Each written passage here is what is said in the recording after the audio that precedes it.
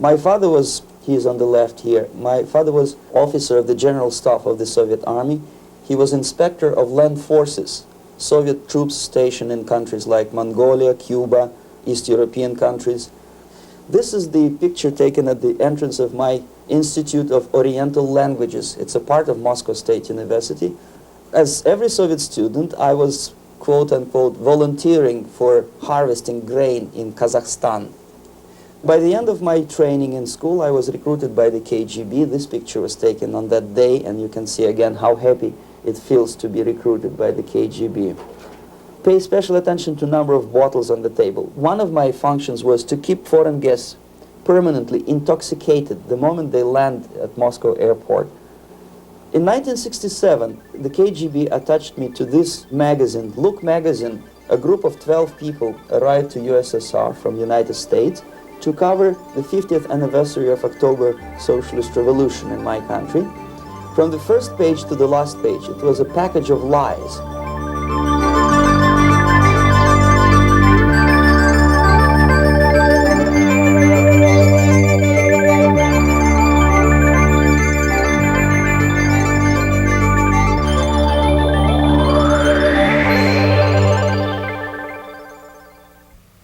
Our conversation is with Mr. Yuri Alexandrovich Bezmenov. Mr. Bezmenov was born in 1939 in a suburb of Moscow. He was the son of a high-ranking Soviet Army officer. He was educated in the elite schools inside the Soviet Union and became an expert in Indian culture and Indian languages. He had an outstanding career with Novosti, which was the, and still is, I should say, the press arm or the press agency of the Soviet Union. It turns out that this is also a front for the KGB. One of his interesting assignments was to brainwash foreign diplomats when they visited Moscow. And he'll tell us a little bit about how they did this and how they planted information which eventually wound up in the press of the free world. He escaped to the West in 1970 after becoming totally disgusted with the Soviet system, and he did this at great risk to his life. He certainly is one of the world's outstanding experts on the subject of Soviet propaganda and disinformation and active measures. Mr. Bezmenov, I'd like to begin by having you tell us a little bit about some of your childhood memories. Well, the most vivid memory of my childhood was Second World War, or to be more precise, the end of the Second World War, when all of a sudden United States, from a friendly nation, which helped us to defeat Nazism, turned overnight into a deadly enemy. And it was very shocking because all newspapers were trying to present an image of belligerent, aggressive American imperialism. Most of the things that we were taught is that United States is aggressive power, which is just about to invade our beautiful, free socialist country, that American CIA is dropping Colorado beetles on our beautiful potato fields to eliminate our crops, and each schoolboy had a picture of Colorado bug on the back page of his notebook, and we were instructed to go into collective fields to search for those little Colorado bugs. Of course we couldn't find any, neither we could find many potatoes, and that was explained again by the encroachments of the decadent imperialist power. The anti-American paranoia, hysteria in the Soviet propaganda was to such of such a higher degree that many less skeptical people or less stubborn would really believe that the United States is just about to invade our beautiful motherland, and some secretly hope that it will come true. That's interesting. Yes. Well, getting back to life inside the Soviet Union or inside communist countries in general, in this country, at the university level primarily, we read and hear that the Soviet system is different from ours, but not that different, and that there is a convergence developing between all of the systems of the world, and that really it doesn't make an awful lot of difference what system you live under because you have corruption and dishonesty and tyranny and all that sort of thing. From your personal experience, what is the difference between life under communism and life in the United States? Well, life is obviously very much different for simple reason that the Soviet Union is a state capitalist economically. It's a state capitalism where an individual has absolutely no rights, no value, his life is nothing, it's just like an insect. He is disposable, whereby in the United States, even the worst criminal is treated as a human being. He has a fair trial, and some of them capitalize on their crimes. They publish their memoirs in their prisons and get handsomely paid by your crazy publishers. The differences, of course, in the daily life are very various, depending on whom we are talking about. In my own private life, I never suffered from communism simply because I was brought up in a family of high-ranking military officer. Most of the doors were open for me. Most of my expenses were paid by the government, and I never had any troubles with the authorities or with the police. So, in other words, I would say I enjoyed, or I had good reasons to enjoy, all the advantages of so-called socialist system.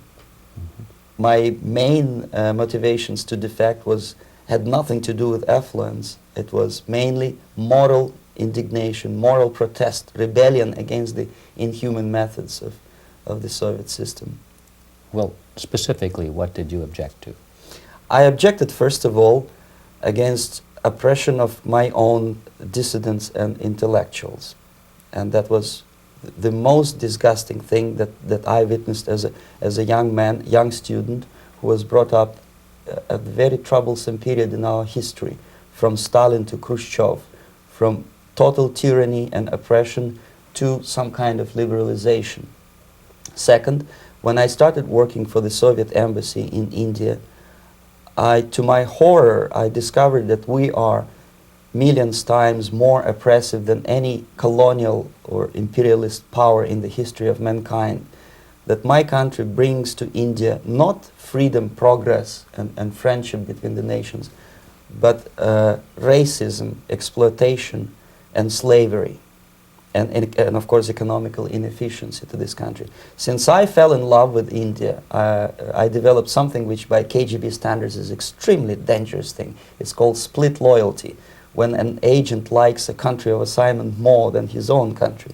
I literally fell in love with this beautiful country, a country of great contrasts, but also great humility, great tolerance, and philosophical and intellectual freedoms. My ancestors used to live in caves and eat raw meat when India was a highly civilized nation 6,000 years ago. So obviously the choice was not to the advantage of my own nation. I decided to defect and to entirely dissociate myself from that brutal regime. Mr. Bezmenov, we've read a lot about the concentration camps and the slave labor camps under the Stalin regime. Now the general impression in America is that those things are part of the past. Are they still going on today, or what is the status? Yes. There is no qualitative change in the Soviet concentration camp system. There are changes in numbers of prisoners. Again, this is unreliable Soviet statistics. We don't know how many political prisoners are there in the Soviet concentration camps. But we sure know from various sources that at each particular time there are close to 25 to 30 million of Soviet citizens who are virtually kept as slaves in forced labor camp system. The size of the population of a country like Canada is serving terms as prisoners. Incredible. So I would say that those intellectuals who try to convince American public that concentration camp system is a thing of a past are either conscientiously misleading public opinion, or they are not very intellectual people. They're selectively blind. They lack intellectual honesty when they say that. Well, we've spoken about the intellectuals in this country and also the intellectuals in the Soviet Union. What about down at the broad mass level? Do the people in general, the working people, the workers in general in the Soviet Union, do they support the system? Do they tolerate it? What is their attitude? Well, average Soviet citizen, if there is such an animal, of course, does not like the system because it hurts, it kills. he may not understand the reasons, he may not have enough information or educational background to understand. But I doubt very much there are many people who are conscientiously supporting the Soviet system. There are not such people in USSR. Even those who have all the reasons to enjoy socialism, people like myself, who were a member of journalistic elite, they also hate system for different reasons, though. Not because they lack material affluence, but because they are unfree to think, they're in constant fear, duplicity, split personality.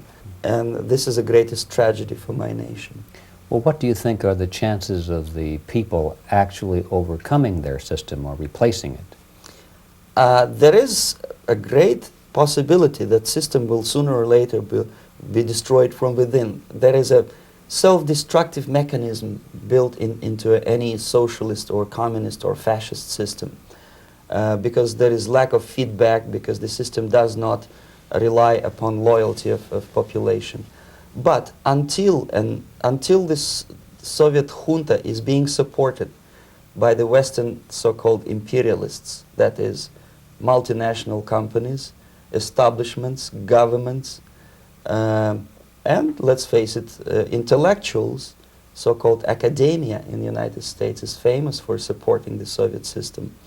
As long as the Soviet junta will keep on receiving credits, money, technology, grain deals, and political recognition from all these traitors of democracy or freedom, there is no hope, there is not much hope for changes in my country, and the system will not collapse by itself simply because it's being nourished by so-called American imperialism. This is the greatest paradox in history of mankind, when capitalist world supports and actively nourishes its own destroyer, destructor.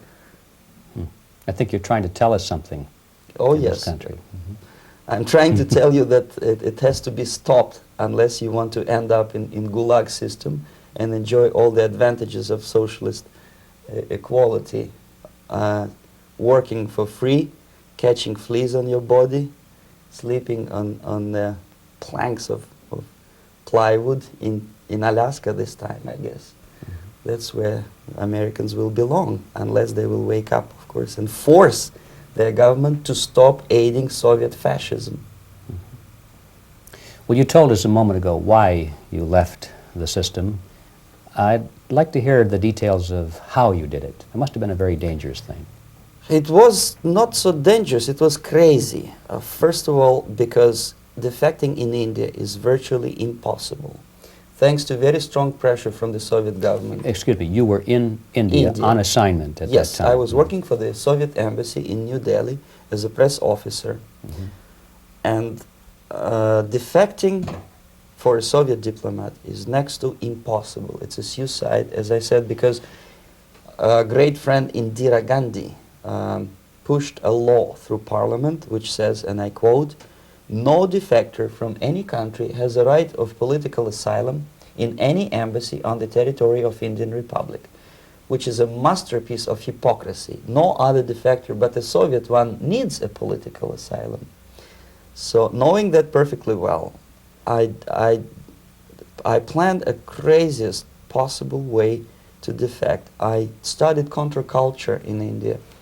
There were thousands of young American boys and girls with no shoes, long hair, smoking hash and marijuana, studying sometimes Indian philosophy, sometimes simply pretending that they study. And they greatly annoyed Indian police, and they were laughing stock of Indians because obviously they were good-for-nothing students. I studied carefully where they congregate, what routes they travel, what language they speak, what do they smoke. And one day I simply joined a group of hippies to avoid detection of Indian police. I was dressed as a typical hippie with blue jeans, long kameez shirts with all kind of nice decorations like beads, long hairs, I bought a wig because for several weeks I had to turn myself from a conservative Soviet diplomat into a very progressive American hippie. And that was the only way that I could avoid detection. It was very interesting experience, but it was necessary because from my own knowledge as a member of Soviet embassy staff, I knew that there were many cases when Soviet defectors were betrayed by Indian police, and also some Western embassies played a very dirty role in betraying the Soviet defectors. According to our information, they were some, I wouldn't call them double agents, but simply amoral people working for this for the United States embassy, and confiding in people like this would be a suicide. So I had to be extremely careful. I could not trust anyone, and that was the reason for such a crazy way to defect. Well, had you been caught in the act of trying to get out, what would have happened to you? Oh, most likely I would end up in concentration camp, or depending on the situation and on the whim of some bureaucrat in KGB, maybe even executed. This is normal practice, quietly, of course, not publicly. But that would be the end of my defection, of course. Well, when did you finally make it to the United States? In 1970, after about 6 months of debriefing in Athens by the CIA, and I presume FBI too, they let me go first to Germany, then to Canada. That was my decision. I had to change my identity to protect my family and my friends in USSR. And also I was a little bit paranoid knowing that both Soviet KGB and probably some double agents within American system may be after me. So I wanted to settle down as far away as possible. I requested CIA to give me some kind of new identity and just let me go on my own. And I settled in Canada. I was a student. I changed many professions, from farm help and laundry truck driver to language instructor and broadcaster for Canadian Broadcasting Corporations in Montreal. Well, have you had any threats on your life or any Yes. unpleasant? In about 5 years, KGB eventually discovered that I am working for Canadian Broadcasting. I made a very big mistake. I started working for overseas service of CBC, which is similar to Voice of America, in Russian language. And of course, monitoring service in USSR picked up every new voice. Every new announcer they would make it a point to discover who he is. And in 5 years, sure enough, slowly but surely, they discovered that I am not Thomas Schumann, that I am Yuri Alexandrovich Bezmenov, and that I'm working for Canadian Broadcasting, and undermining beautiful détente between Canada and USSR. And the Soviet ambassador Alexander Yakovlev made it his personal effort to discredit me. He complained to Pierre Trudeau, who is known to be a little bit soft on socialism. And the management of CBC behaved in a very strange, cowardly way, unbecoming to representatives of an independent country like Canada. They listened to every suggestion that Soviet ambassador gave, and they started shameful investigation, analyzing content of my broadcasts to USSR. And sure enough, they discovered that some of my statements were probably would be offending to the Soviet Politburo. So I had to leave my job. And of course, subtle intimidations. They would say something like, please cross the street carefully because, you know, traffic is very heavy in Quebec. And fortunately, I know about the psychology and the logic of activity of the KGB, and I never allowed myself to be intimidated. This is the worst thing. This is what they expect a person, a defector, to be intimidated. Once they spot that you are scared, they keep on developing that line And then eventually you either have to give up entirely and work for them, or they neutralize you. They would definitely stop all kind of political activity, which they failed to do in my case, because I was stubbornly working for the Canadian Broadcasting. And in response to their intimidations, I said that, look, this is a free country, and I am as free as you are. And I also can drive very fast. And gun control is not yet established in Canada, so I had a couple of good shotguns in my basement. So welcome to visit me someday with your Kalashnikov's machine guns. So obviously it didn't work. Intimidation didn't work. So they tried different approach, as I described. They approached on the highest level, on the level of Canadian bureaucracy. And on that level they were on successful. that level they were successful. On individual level they failed flat. Mr. Bezmenov has brought a series of slides with him that he has taken from the Soviet Union, and I think this is a good time to take a look at the slides. Yes. Now, the viewers will be able to see these slides as we talk about them. Yes, this is a collection of slides which are, some of them are snapshots from my family album, some of them are documents which I smuggled from the Soviet embassy, and some are reproductions from local mass media. I usually show them to establish my credibility as a defector. This is a picture of my native town, Mytishi, about 20 miles north from Moscow. Characteristically, there is a statue of Comrade Lenin in the central square. This is myself at the age of 7, again, characteristically, under the statue of Comrade Stalin, extending his friendly hand to peoples of the world. At that age, of course, I was still idealistically minded young communist, and I still believe that sooner or later things will go for better. But I realized that the system stinks, that something is fishy, and that ideology is fake. And the propaganda about advanced Soviet agriculture simply didn't meet the criteria of reality. If they talk about abundance of food and there is none in the stores, there must be something wrong. My father was, he is on the left here, my father was officer of the General Staff of the Soviet Army. He was inspector of land forces, Soviet troops stationed in countries like Mongolia, Cuba, East European countries. Were he alive today, most likely he would be inspecting Soviet troops in Nicaragua, Angola, and many other parts of the world. Fortunately, he died and he didn't see the disgrace, because deep inside he was a Russian patriot. He didn't like the idea of expanding Soviet military might, especially in the areas where we were not welcomed at all.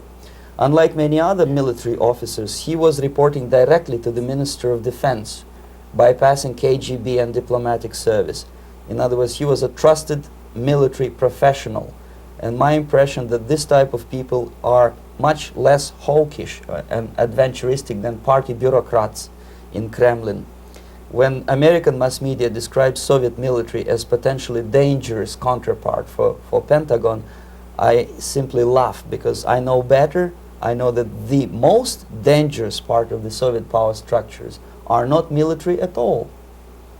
Most likely, if they come to power in my country, they'll be more sensible negotiators for nuclear disarmament and withdrawal of the Soviet troops from many parts of the world. But if someone from the party structure or the KGB structure were to give the orders for a military they have to obey, they yes, would follow because them.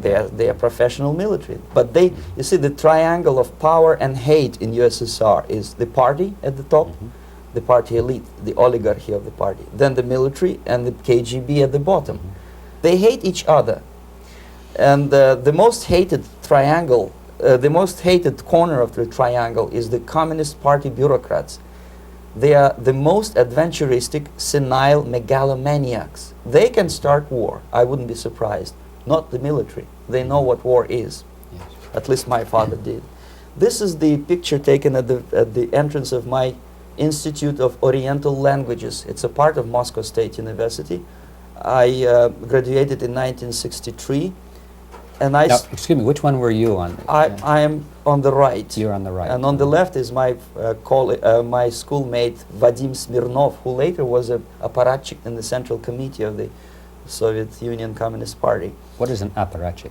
It's a functionary, something like civil service in British Empire. Someone who is never fired from the service. He stays there internally. He may not be promoted too high, but he's a dependable bureaucrat who will stay forever. I studied not only languages, but also history, literature, even music. I'm on this picture. I'm trying to learn how to play Indian musical instrument. I even tried to look like an Indian when I was second-year student. Not bad, right? Yes, actually it was strongly encouraged by the instructors in my school, because the graduates of my school were later on employed as diplomats, foreign journalists, or spies. As every Soviet student, I was quote-unquote volunteering for harvesting grain in Kazakhstan. This is a biggest agricultural blunder of the Soviet government. But I didn't have much choice, of course, because the communist motto borrowed from the Bible says, "Those who do not work shall not eat." And you can see me eating, therefore I was working, and you can see how happy I was about it. I went through a very extensive physical and military training, including the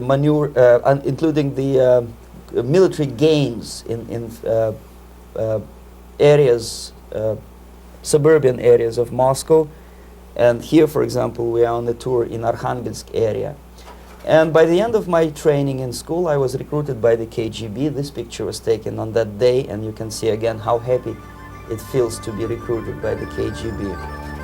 Our conversation with Yuri Alexandrovich Bezmenov, who is a defector from the Soviet Union, a former propaganda agent for Novosti and the KGB, will continue after this message.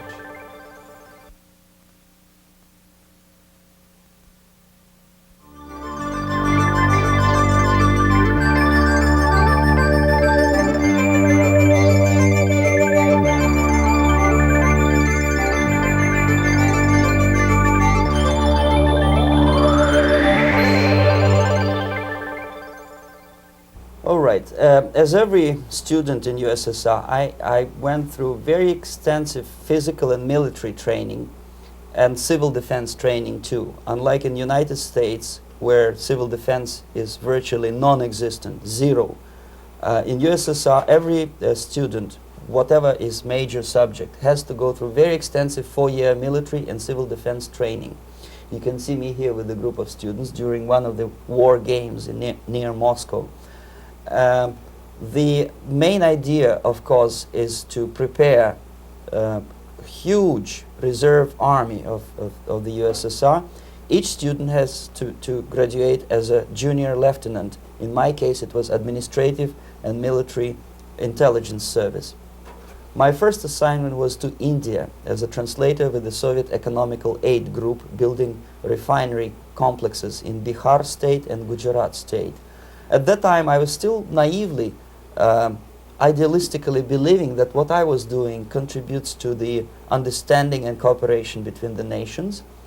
It took me quite a number of years to realize that what we were bringing to India was a new type of colonialism, 1,000 times more oppressive and exploitative than any colonialism or imperialism in history of mankind. But at that time, I was still hoping that, well, maybe it's not that bad, could be worse, and things may go for better. And I even tried to implement the beautiful Marxist motto, "Proletarians of all the countries unite." I tried to unite with a nice Indian girl, and I was fascinated by Indian culture, by the family life in this country. But obviously, Communist Party had different plans for my genes, so I had to marry this beautiful Russian girl. In the span of my career, I married 3 times. Most of these marriages were marriages of convenience, on advice from the Department of Personnel. This is normal practice in USSR. When a Soviet citizen is assigned to a foreign job, he has to be married, either to keep family in USSR as hostages, or, if it's a convenience marriage like mine, so that the husband and wife are virtually informers on each other to prevent defection or contamination by decadent imperialist or capitalist ideas. In my case, I hated that girl so much that the moment I landed in Moscow, we were divorced, and I married later, second time. By the end of my first assignment in India, I was promoted to the position of public relation officer. You can see me here translating a speech by a Soviet boss. And you're on the right. I'm on the right here, yes. And it was, the occasion was commissioning of the refinery complex in Bihar, Barauni. Back in Moscow, I was immediately recruited by Novosti Press Agency, which is a propaganda and ideological subversion front for the KGB. 75% of the members of the Novosti are commissioned officers of the KGB. The other 25 are, like myself, co-opted agents who are assigned to specific operations. In this particular case, you can see me talking to students of Lumumba Friendship University in Moscow. This is a huge school under the direct control of the KGB and Central Committee, where future leaders of the so-called national liberation movements are being educated and selected carefully. And some of them have absolutely, this, for example, is a group of students from Lumumba. They don't look like students at all. They look more like military, and that's exactly what they were. They were dispatched back to their countries to be leaders of the so-called national liberation movements, or to be translated into normal human language, leaders of international terrorist groups. Another area of activity when I was working for the Novosti was to accompany groups of so-called progressive intellectuals, writers, journalists, publishers, teachers, professors of colleges. You can see me here in Kremlin. I'm second on the left, with a group of Pakistani and Indian intellectuals. Most of them pretended they don't understand that we are actually working on behalf of the Soviet government and the KGB. They pretended that they are actually being guests, VIP intellectuals, that they are treated according to their merits and their intellectual abilities. For us, they were just a bunch of political prostitutes to be taken advantage for various propaganda operations. Therefore, you can see perfectly well the senior colleague of mine on the left doesn't really have that much respect on his face, and myself with a very skeptical smile, typical KGB sarcastic smile, anticipating another victim of ideological brainwashing. This is how a typical conference in Novosti headquarters in Moscow looked like. Sitting in the middle is Boris Burkov, the then director of Novosti Press Agency, high-ranking party bureaucrat in the Department of Propaganda. I am standing next to a famous Indian poet, Sumitranandan Pant. He was famous because he was an author. He was the author of a famous poem titled Rhapsody to Lenin. That's why he was invited to USSR, and everything was paid by the Soviet government. Pay special attention to number of bottles on the table. This is one of the ways to kill the awareness or curiosity of foreign journalists. One of my functions was to keep foreign guests permanently intoxicated the moment they land at Moscow airport. I had to take them to the VIP lounge and toast to friendship and understanding between the nations of the world. Glass of vodka, then a second glass of vodka. And in no time, my guests would be feeling very happy. They would see everything in kind of pink, nice color. And that's the way I had to keep them permanently for the next 15 or 20 days. At certain point in time, I had to withdraw alcohol from them so that some of them who are the most recruitable would feel a little bit shaky, guilty, trying to remember what they were talking last night. That's the time to approach them with all kind of nonsense, such as joint communique or statement for Soviet propaganda.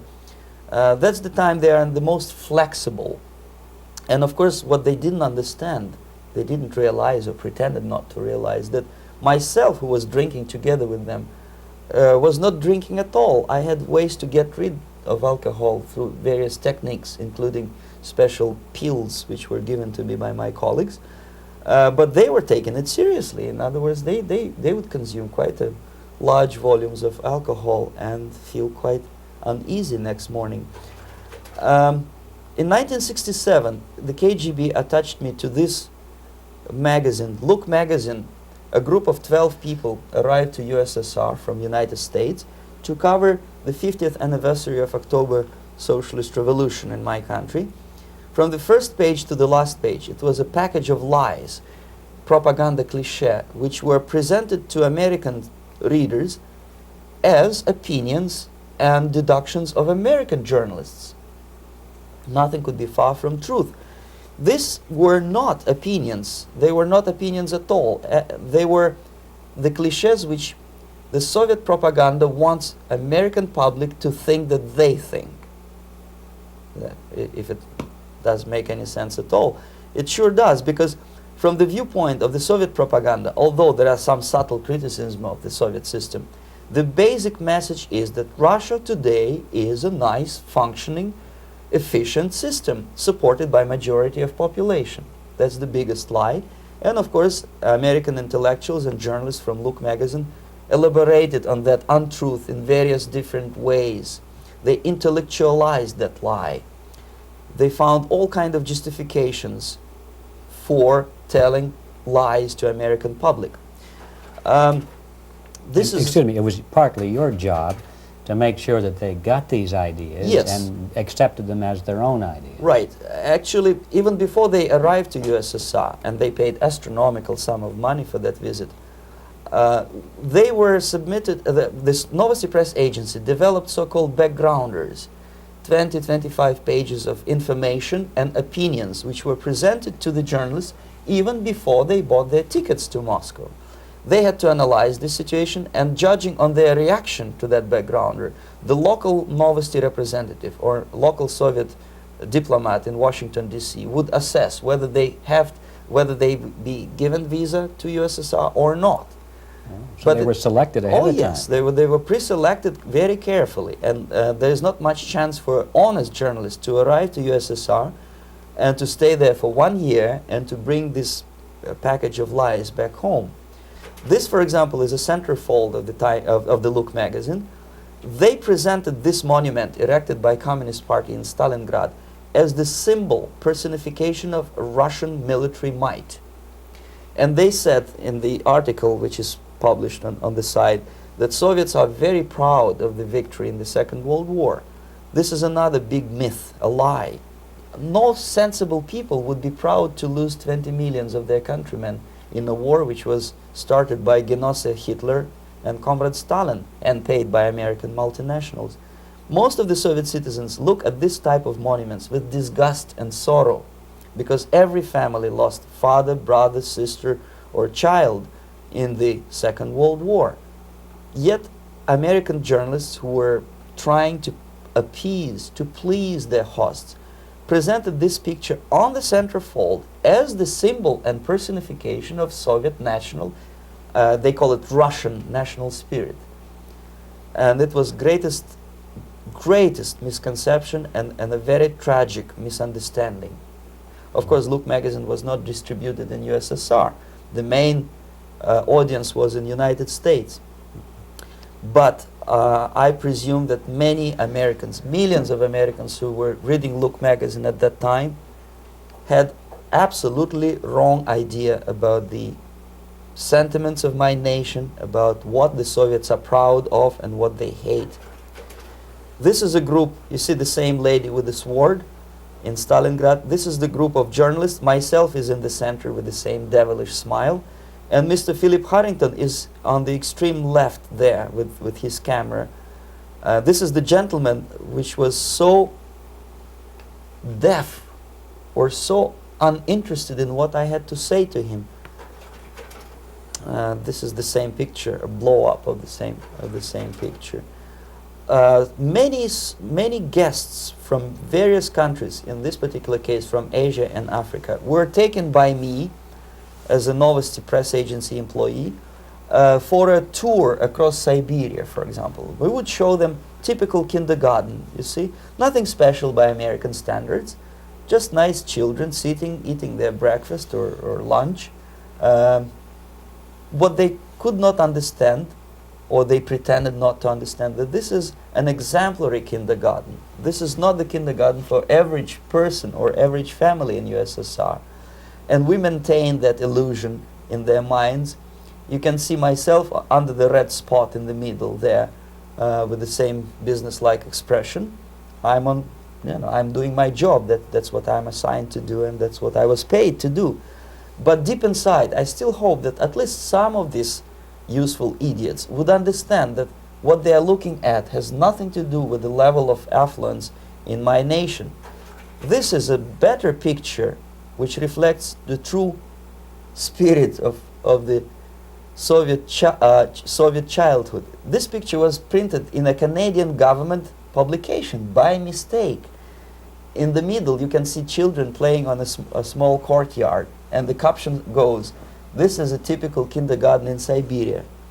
What these idiots didn't understand, that it is not kindergarten at all. It is a prison for children of political prisoners.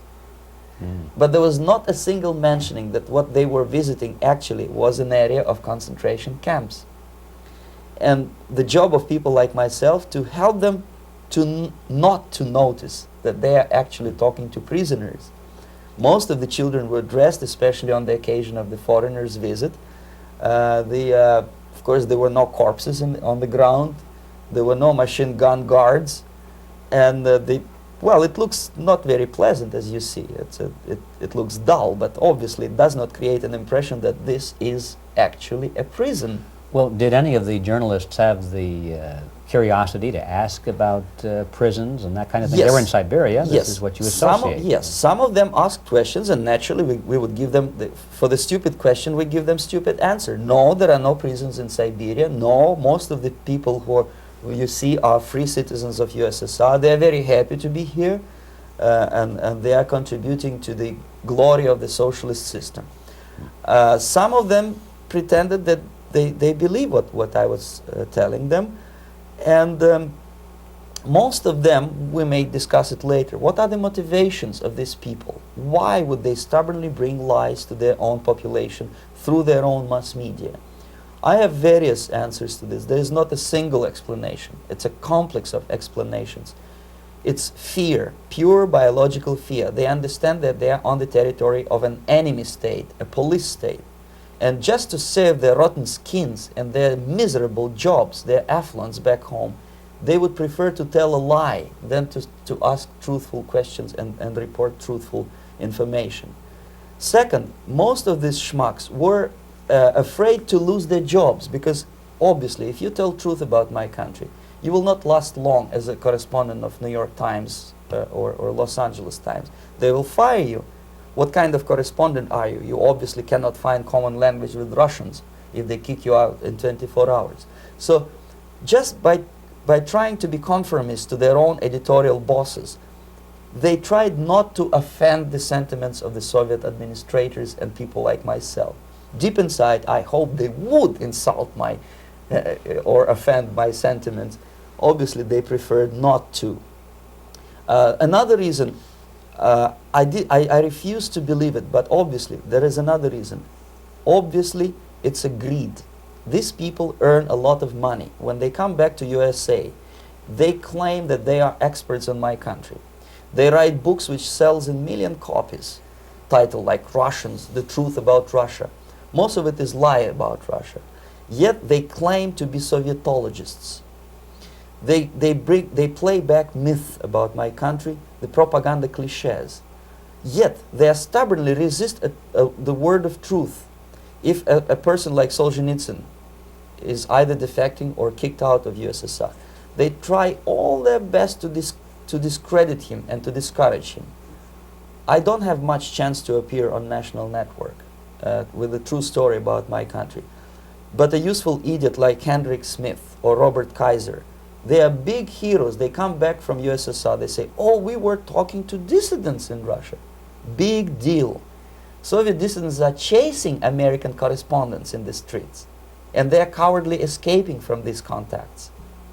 For some strange reason, if you want to know more about Spain, you refer to Spanish writers. If you want to learn more about French, you read French writers. Even about Antarctica, I bet you would read Penguins. Only about the Soviet Union, for some strange reason, you read Hendricks and Schmendricks and all kind of Kissingers, because they claim that they know more about my country. They know nothing, or next to nothing, or they pretend that they know more than they actually do. I would say they are dishonest people who lack integrity and common sense and intellectual honesty. They bring back all kind of stories like that. A kindergarten in Siberia. Omitting the most important fact, it's a prison for children of political prisoners.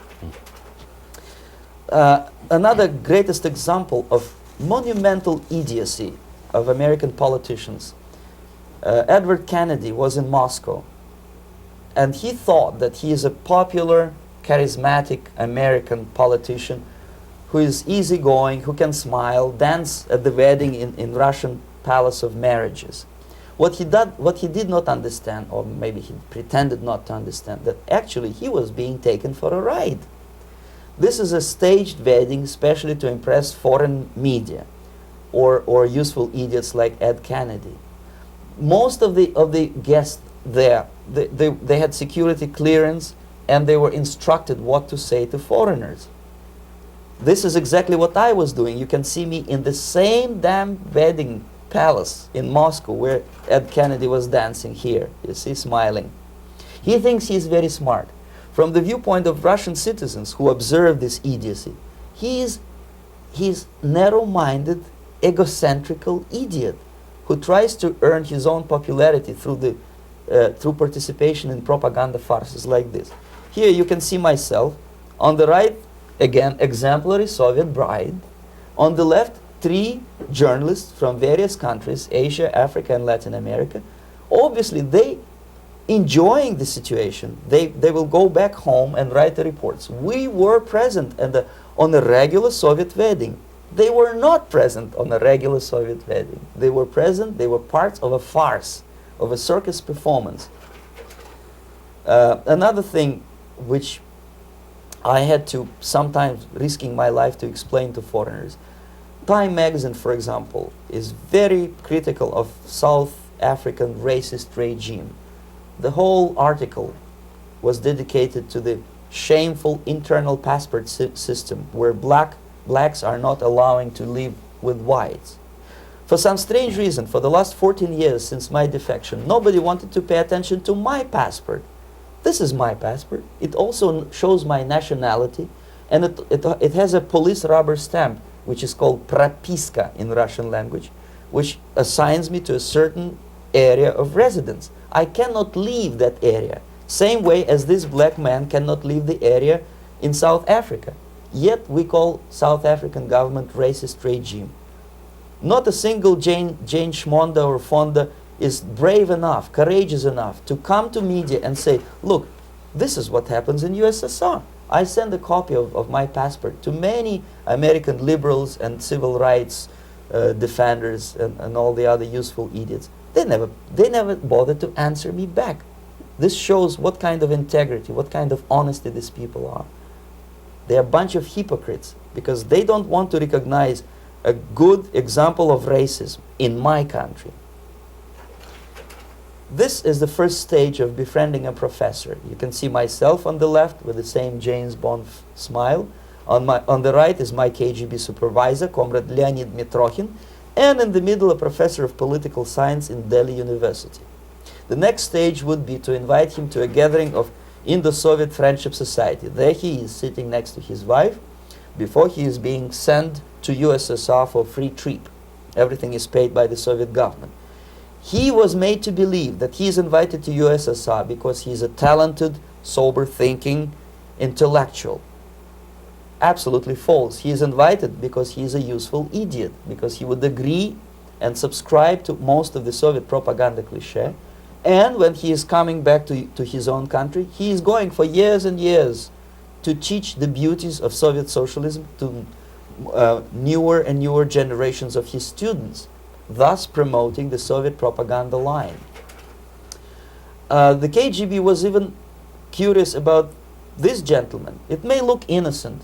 Maharishi Mahesh Yogi, a great spiritual leader, or maybe a great charlatan and crook, depending on from which side you are looking at him.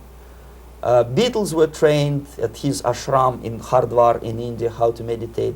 Mia Farrow and other useful idiots from Hollywood visited his school, and they returned back to United States absolutely zonked out of their minds with marijuana, hashish, and crazy ideas of meditation.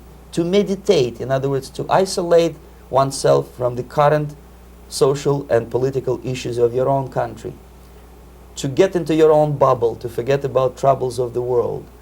Obviously, KGB was very fascinated with such a beautiful school, such a brainwashing center for stupid Americans. I was dispatched by the KGB to check what kind of VIP Americans attend this school. That's you on the left. Yes, there. I'm on the left. I was trying to get enrolled in that school. Unfortunately, the Maharishi Mahesh Yogi asked too much. He wanted $500 American for enrollment. But my function was not actually to get enrolled in the school. My function was to discover what kind of people from United States attend this school. And we discovered that yes, there are some influential members of family, public opinion makers of United States who come back with the crazy stories about Indian philosophy. Indians themselves look upon them as idiots, useful idiots. To say nothing about KGB, who looked at them as extremely naive, misguided people. Obviously, a VIP, say a wife of a congressman or a prominent Hollywood personality, after being trained in that school, is much more instrumental in the hands of manipulators of public opinion and KGB than a normal person who understands, who looks through this type of fake religious training. Why would they be more susceptible to manipulation? I just mentioned that because you see, a person who is too much involved in introspective meditation. You see, if you carefully look what Maharishi Mahesh Yogi is teaching to Americans, is that most of the problems, most of the burning issues of today can be solved simply by meditating. Don't rock the boat. Don't get involved. Just sit down, look at your navel and meditate. And the things, due to some strange logic, due to cosmic vibration, will settle down by themselves. This is exactly what the KGB and Marxist-Leninist propaganda wants from Americans, to distract their opinion, attention, and mental energy from real issues of United States into a non-issues, into a non-world, non-existent harmony. Obviously, it's more beneficial for the Soviet aggressors to have a bunch of duped Americans than Americans who are self-conscious, healthy, physically fit, and alert to the reality. Maharishi Mahesh Yogi obviously is not on the payroll of the KGB. But whether he knows it or not, he contributes greatly to demoralization of American society. And he's not the only one. There are hundreds of those gurus who come to your country to capitalize on naivete and stupidity of Americans. It's a fashion. It's a fashion to meditate. It's a fashion not to be involved. So obviously, you can see that if KGB were that curious, if they paid my trip to Hardwar, if they assigned me to that strange job, obviously they were very much fascinated. They were convinced that that type of brainwashing is very efficient and instrumental in demoralization of the United States. Our conversation with Yuri Alexandrovich Bezmenov, who is a defector from the Soviet Union, a former propaganda agent for Novosti and the KGB, will continue after this message.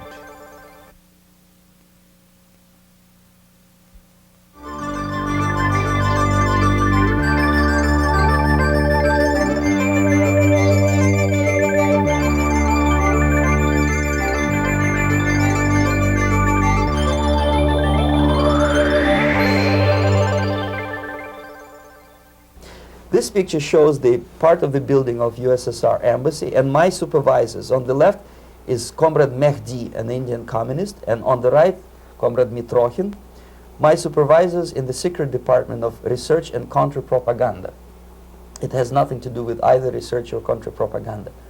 Most of the activity of that department was to compile huge volume of information on individuals who were instrumental in creating public opinion.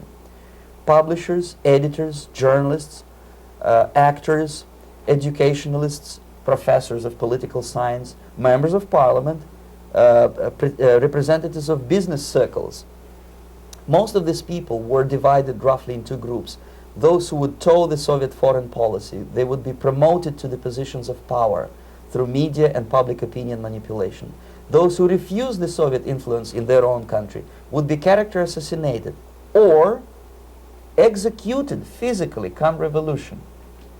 Same way as in the small town of Hue in South Vietnam, several thousands of Vietnamese were executed in one night when the city was captured by Viet Cong for only 2 days. And American CIA could never figure out how could possibly communists know each individual, where he lives, where to get him, and would be arrested in one night, basically in some 4 hours before dawn, put on a van, taken out of the city limits and shot. The answer is very simple. Long before communists occupied the city, there was extensive network of informers, local Vietnamese citizens, who knew absolutely everything about people who are instrumental in public opinion, including barbers and taxi drivers. Everyone who was sympathetic to the United States was executed. Same thing was done under the guidance of the Soviet embassy in Hanoi, and same thing I was doing in New Delhi. To my horror, I discovered that in the files where people were doomed to execution, there were names of pro-Soviet journalists with whom I was personally friendly. Pro-Soviet? Yes. They were idealistically minded leftists who made several visits to USSR, and yet the KGB decided that come revolution or drastic changes in political structure of India, they will have to go. Why is that? Because they know too much.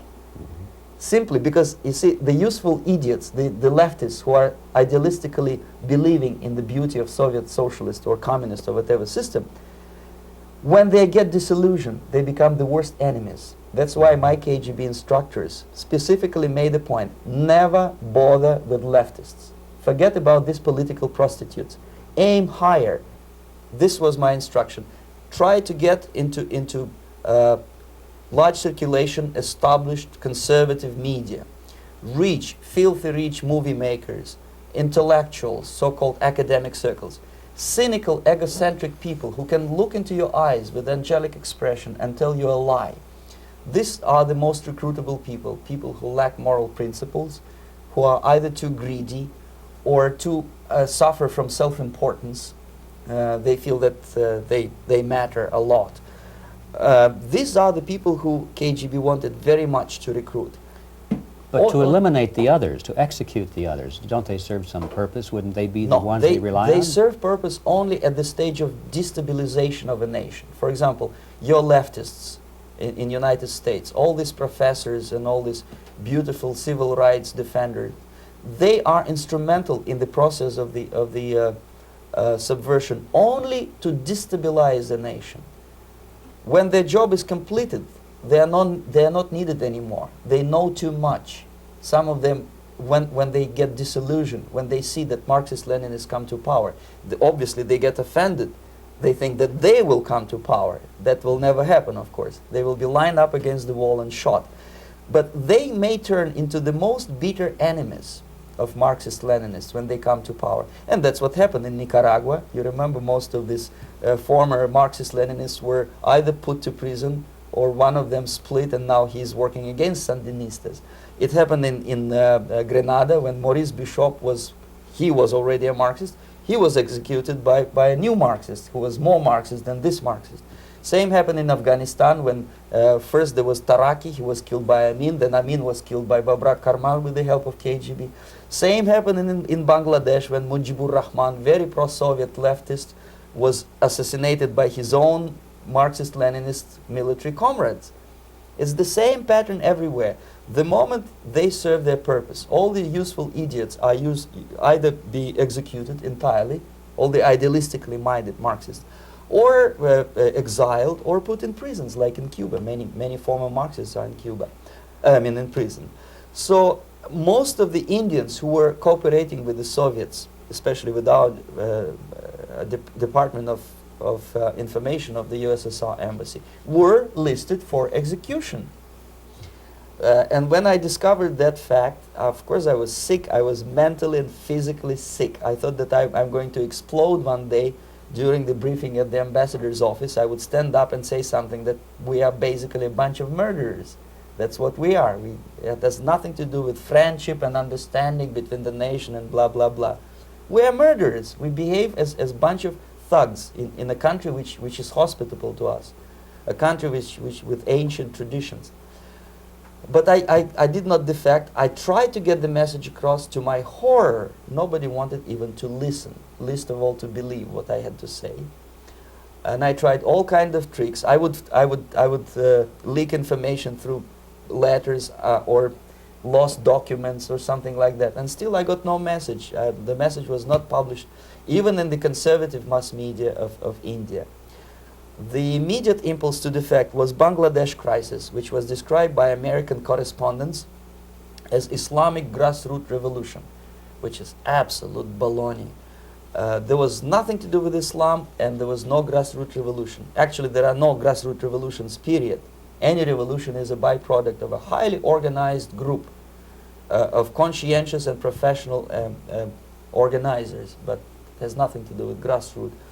In Bangladesh, it was nothing with grassroots. Most of the Awami League party members, Awami League means People's Party, were trained in Moscow in the High Party School. Most of the Mukti Fauj leaders, Mukti Fauj in Bengali means People's Army, same as SWAPO and all kind of liberation armies all over the world, the same bunch of useful idiots. They were trained at Lumumba University and various centers of the KGB in Simferopol, in Crimea, and in Tashkent. So when I saw that Indian territory is being used as a jumping board to destroy East Pakistan, I saw myself thousands of so-called students traveling through India to East Pakistan, through the territory of India, and Indian government pretended not to see what's going on. They knew perfectly well, the Indian police knew it, the intelligence department of Indian government knew it, the KGB of course knew it, and the CIA knew it. That was most infuriating, because when I defected and I explained to the CIA debriefers they should watch out because East Pakistan is going to erupt any moment, they said I was reading too many James Bond novels. Anyway, so East Pakistan was doomed. One of my colleagues in the Soviet consulate in Calcutta, when he was dead drunk, he ventured into the basement to relieve himself, and he found big boxes which said printed matter to Dhaka University. Dhaka is the capital of East Pakistan. And since he was drunk and curious, he opened one of the boxes and he discovered not printed matter. He discovered Kalashnikov guns and ammunition in there. Anyway, it's a long story. When I saw the preparations for the invasion into East Pakistan, obviously I wanted to defect immediately. The only thing I couldn't at that time make up my mind when and where and how. One of the reasons, of course, you see, I was in love with India. I mentioned that before. I spoke the languages. I socialized with people. And I understood that I had to act fast unless I want this beautiful country to be permanently and irreparably damaged by our presence. One of the reasons not to defect was, as you can see, I was living in relative affluence. Who the hell in a normal mind would defect and do what? To be abused by your media, to be called McCarthyist and fascist and paranoid, or to drive a taxi in New York City? What for? What the hell for should I defect? To be abused by Americans, to be insulted in exchange for my effort to bring the truthful information about impending danger of subversion. As you can see, I was living in quite a comfortable conditions next to swimming pool, where Indians were not allowed, by the way. I was highly paid expert in propaganda. I had my family. I was respected by my nation. My career was cloudless. The third reason, how to defect with the family. To defect with the baby and the wife would be virtual suicide, because according to law, that hypocritical law which I quoted before, the Indian police will have to hand me over back to the KGB, and that will be the end of my defection and probably my life. Again, I cannot smuggle my wife because she was not quite sure what I was doing. She was not that idealistically involved, and she was definitely not in the total picture of what I was doing for the KGB. She would be shocked if I put her in my van and drive her to the American embassy or elsewhere. That would be a greatest danger. So again, I had to defect in such a way that my defection would look as simple disappearance. And there were many cases like that when the Soviet agents simply disappeared, either killed in action or, thanks to their curiosity and their close contacts with radicals, some of them were killed by the Marxists, by the way. It happened in many African countries when the Soviet KGB were killed by Africans themselves. Not because they hated Marxism-Leninism, but because they were simply trigger-happy bunch of unruly characters. If you give them a machine gun, they will shoot. And some of the Soviets obviously were not careful enough to protect themselves, and they got into embarrassing situations when they were shot at the crossfire between factions of so-called liberation movements. Anyway, so I decided, as I said, to study the counterculture. I decided this probably would be the best way to disappear. I socialized with characters like this. On the left, you see, he's a barefoot American hippie. It took me quite a long time to study exactly what they were doing and how to mix with them. But eventually I did it. Most of Indian newspapers carried my picture and promise of 2,000 rupees for information about my whereabouts. But they were looking for the wrong person, because they obviously tried to stop a young Soviet diplomat in white shirt and tie, and this is how I looked at the time of defection. Nobody could possibly think that a Soviet diplomat would be as crazy as to join a bunch of hippies. That's you. Yes, travel India and smoke hash. So I made it literally almost like a Hollywood-style detective story. From under the nose of the KGB in Bombay airport, I landed the plane and I flew to Greece, where I was debriefed by the CIA. That's basically that's all for my slides. We can turn off the projector, and that's very interesting. Well, you spoke several times before about ideological subversion. That is a phrase that I'm afraid some Americans don't fully understand. When the Soviets use the phrase ideological subversion, what do they mean by it? Ideological subversion is the process which is legitimate, overt, and open. You can see it with your own eyes. All you have to do, all American mass media has to do, is to unplug their bananas from their ears, open up their eyes, and they can see it. There is no mystery. There is nothing to do with espionage. I know that espionage intelligence gathering looks more romantic. It sells more deodorants through the advertising, probably. That's why your Hollywood producers are so crazy about James Bond type of thrillers. But in reality, the main emphasis of the KGB is not in the area of intelligence at all. According to my opinion and opinion of many defectors of my caliber, only about 15% of time, money, and manpower is spent on espionage as such. The other 85% is a slow process which we call either ideological subversion or active measures, активные мероприятия in the language of the KGB, or psychological warfare.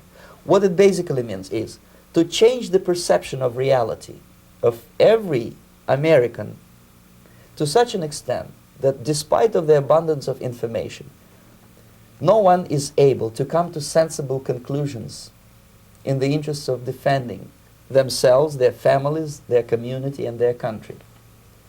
It's a great brainwashing process which goes very slow, and it's divided in 4 basic stages.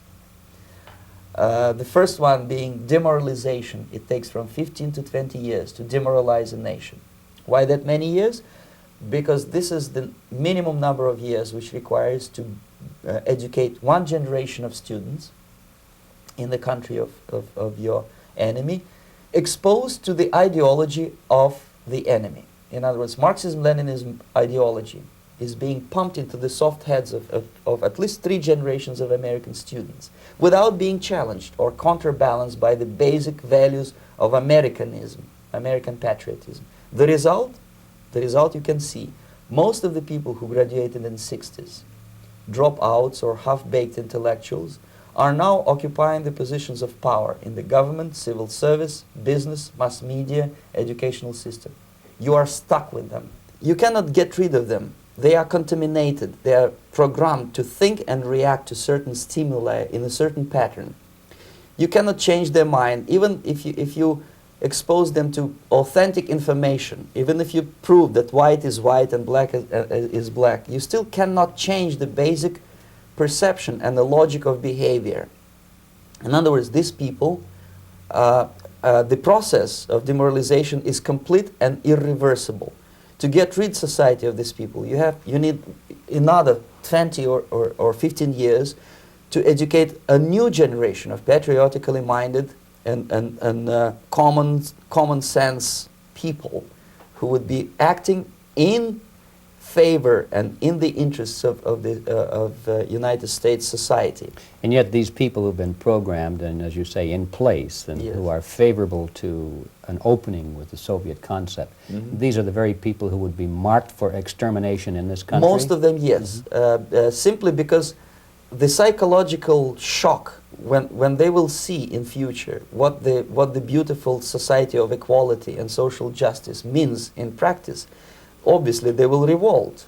They will be very unhappy, frustrated people. And the Marxist-Leninist regime does not tolerate these people. Obviously they will join the links of dissenters, dissidents. Unlike in present United States, there will be no place for dissent in future Marxist-Leninist America. Here you can get popular like Daniel Ellsberg and filthy rich like Jane Fonda for being dissident, for criticizing your Pentagon. In future, these people will be simply squashed like cockroaches. Nobody is going to pay them nothing for their beautiful, noble ideas of equality. This they don't understand, and it will be a greatest shock for them, of course. The demoralization process in the United States is basically completed already. For the last 25 years. Actually, it's overfulfilled because demoralization now reaches such areas where previously not even Comrade Andropov and all his experts would even dream of such a tremendous success. Most of it is done by Americans to Americans, thanks to lack of moral standards. As I mentioned before, exposure to true information does not matter anymore. A person who was demoralized is unable to assess true information. The facts tell nothing to him. Even if I shower him with information, with authentic proof, with documents, with pictures, even if I take him by force to the Soviet Union and show him concentration camp, he will refuse to believe it until he is going to receive a kick in his fat bottom. When a military boot crashes his, then he will understand, but not before that. That's the tragic of the situation of demoralization. So basically America is stuck with demoralization, and unless, even if you start right now, here, this minute, you start educating new generation of Americans, it will still take you 15 to 20 years to turn the tide of ideological perception of reality back to normalcy and patriotism. The next stage is destabilization. This time, subverter does not care about your ideas and the patterns of your consumption. Whether you eat junk food and get fat and flabby, it doesn't matter anymore. This time, and it takes only from 2 to 5 years to destabilize a nation, what matters is essentials: economy, foreign relations, defense systems. And you can see it quite clearly that in some areas, in such sensitive areas as defense and economy, the influence of Marxist-Leninist ideas in the United States is absolutely fantastic. I could never believe it 14 years ago when I landed in this part of the world that the process will go that fast. The next stage, of course, is crisis. It may take only up to 6 weeks to bring a country to the verge of crisis. You can see it in Central America now. And after crisis, with a violent change of power, structure, and economy, you have so-called the period of normalization. It may last indefinitely. Normalization is a cynical expression borrowed from Soviet propaganda. When the Soviet tanks moved into Czechoslovakia in '68, Comrade Brezhnev said, "Now the situation in brotherly Czechoslovakia is normalized." This is what will happen in the United States if you allow all these schmucks to bring the country to crisis, to promise people all kind of goodies and the paradise on earth, to destabilize your economy, to eliminate the principle of free market competition, and to put a big brother government in Washington, D.C., with benevolent dictators like Walter Mondale, who will promise lots of things, never mind whether the promises are fulfillable or not.